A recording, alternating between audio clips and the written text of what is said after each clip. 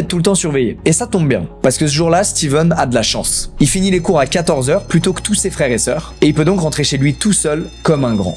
Sauf que malheureusement, il n'arrivera jamais à destination.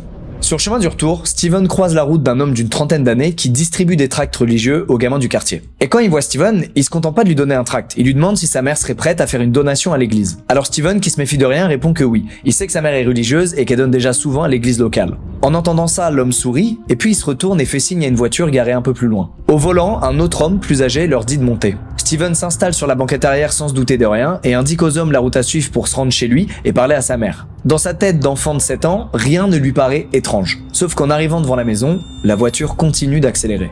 Steven immédiatement il s'inquiète, il leur dit qu'ils se sont trompés de chemin, mais le gars au volant lui dit de pas s'inquiéter et qu'il va prévenir sa mère par téléphone. Ce gars au volant, c'est Kenneth Parnell. Il vient du parc Yosemite d'où il est descendu avec Murphy, l'homme qui distribuait des tracts. Si Steven connaît leur nom, c'est parce qu'ils se parlent devant lui depuis tout à l'heure et qu'ils cachent